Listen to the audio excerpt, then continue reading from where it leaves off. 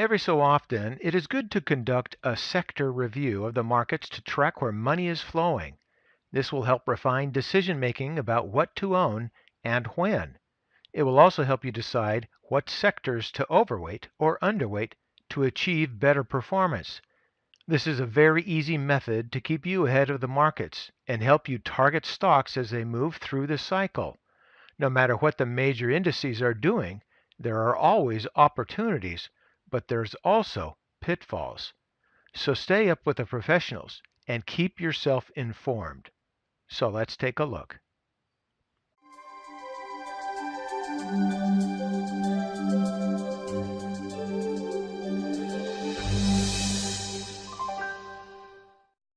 I conduct my sector checks in a couple of ways. First, looking at real-time StockQuote.com, I use my regular settings, but then I add the money flow index here, if you can see in the lower indicators.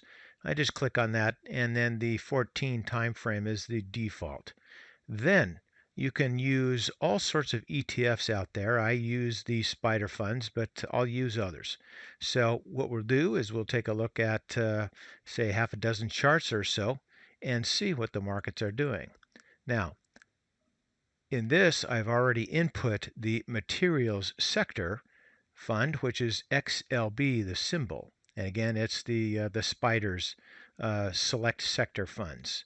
Now, looking at this chart here, we can see the bottom in 2009, a temporary bottom there in 15 and 2016, and then the most recent bottom in late 2018, early 2019. But what I like here is this nice trend line moving on up. And it looks like we hit that bottom and we're moving off of that. And you can see the same here in the MACD, where it looks like we're basing and bottoming here when we're going to run up. The fast line has not moved through the slow line, but it still looks pretty favorable. Again, trend line from 2009 on up, that looks good. The histogram looks good as well. And then here's our money flow index, and that looks just fine too, with a bottom near that 50-year midline and attempt to base and turn up. And again, I like that upward trend line, at least back to the 2015-16 time frame. And here into price rated to change shows much the same. Price rate changes, again, one of my favorite indicators. We're having a sawtooth head on down, and I would imagine that it's going to base here and turn up pretty soon, as it did in this time frame here, or even in here. To me, I like to buy them cheap, but I do wait for these oscillators to move through fast lines through the slow lines. Down here into the relative strength index, also bottom with a move up above that midline or 50 looks good. And then here, stochastics also looks great. Fast line moving through the slow line there, just as it did in times past. And you can take a look at several examples of that. Volume looks good. And then the Williams also with the bottom and then the move up into that overbought territory. Not quite there yet, but it'll get there soon enough. So that was the sector materials select sector, the symbol XLB. Let's go to the next chart. Now you can conduct the select sector check on any time frame that you want. I'm using the 20-year monthly because I like to have the overall picture. But once I take a look at a particular stock, then I'll go into the weekly and to the daily to see how it looks under those time frames as well. This one here happens to be the XLE, which is the energy select sector, with the bottom in 2009 and a nice trend line moving on up through the current period. Moving on down into the MAC, you see that bottom there in the MAC and the current level here. I like this because this is a nice uptrend as well, and we're moving, turning around near that midline or zero line. That to me is favorable. Into the money flow index sure shows that things are improving there as well. Price rate of change, same thing. The fast line is still sawtoothing down here, but I imagine that's going to be moving up through in not too long. Relative strength index also moving up to the midline 50. This bottom here is about the same level as down here. This is not showing as much strength as I would like to see, but it's acceptable. The stochastics show much the same, volume is fine, and then the Williams, no real difference in that than many of the other oscillators. Back up here into the price chart. So the energy selector, it's not a big fast mover. It's certainly somewhere that you can place your money and get good dividends. But take a look at the energy sector, and then you can go pinpoint individual stocks and take a look at them and match them up with this overall chart to see how well they follow the overall index, say, for the energy sector. So let's go to the next chart. And this chart is the XLI, which is the industrial select sector. And what pops out here is that this chart looks very similar to the Dow Industrials with a nice trend moving on up. So what you can do is you can take some of these selector funds and compare and contrast them with the major indices to see perhaps if there's any anomalies in either the major indice or in the sector fund that you're taking a look at. That might point something out to you. Now, moving on down here into the MACD, things look good here with a basing in the MACD at this point, but the fast line is looking like it's going to head up and perhaps through the slow line soon. Very similar to this time frame here. And you hear me talk about the 2015-2016 time frame, and it's just because there are so many similarities in these oscillators. Moving through here to the histogram, looks good. And then the money flow. Money flow looks good as well. Looks like it wants to try to base here. We'll see. But not unlike that basing there. This is a bit further extended. But perhaps the base in 2009 looks fairly similar as well. So another sawtooth or so, and we'll be up and heading on our way. Price rate of change, again, sawtoothing, looks very similar to this time frame there and somewhat similar to that. Maybe not that similar to 2009, but still it looks like it's basing. Into the relative strength index. Index moved above 50, and it looks like it wants to head higher. Looks good. Stochastics as well. Fast line moving through the slow line above that midline or 50 line.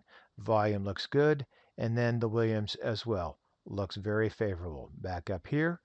Pick some stocks in the industrial sector. Compare them with this overall sector and perhaps the Dow Industrial Indice just to see what's happening. It'll give you an idea of where to put your money. Let's go to the next chart. This is the Consumer Staples Fund, and the symbol is XLP. And I want to take a look at this for a couple of reasons. But first, we have this bottom trend line here, roughly around that 50. But when we go down and take a look at the back, you can see that the MAC topped here and has declined, and it looks like it's trying to reset here. So I like this because this is a divergence. This to me is a positive divergence where the MACD is resetting. The price has just gone sideways more or less in that channel there. In my humble opinion, it might be ready to make a larger move on the way up. Into the MAC histogram, and you can see much the same. The money flow is doing that same basing, a long-term basing period. I like that. Very favorable in my opinion. Price rate of change, much the same. The decline, but then the basing here. It's taken a long time from the high back in, say, late 2014. Much the same in the RSI. It's relatively weak. Looks like it was heading down in this channel here. So I'd like to see if things do turn around base and then head up and maybe break through that channel on the way up. Stochastics, same story. Volume is very interesting. We've had a incline in the level of volume all the way back to before the great financial crisis. Very interesting. I like that. And then the Williams looks like it may have bottomed here in 2018. Not real sure, but it looks somewhat suspect that it has after this big decline here. So that is also somewhat of a divergence. So back up here, the consumer staples has lots of stocks to take a look at in there and then compare them with this selector fund as well as the overall markets indices to see if that is something you want to place some money into. All right, let's go to the last chart. And this last chart here is the utility fund, and the symbol is XLU. And since 2009, the bottom there, we've had a line drive all the way up. Everything is more or less above the 50 EMA, and often it is above that 20 EMA. That's very favorable.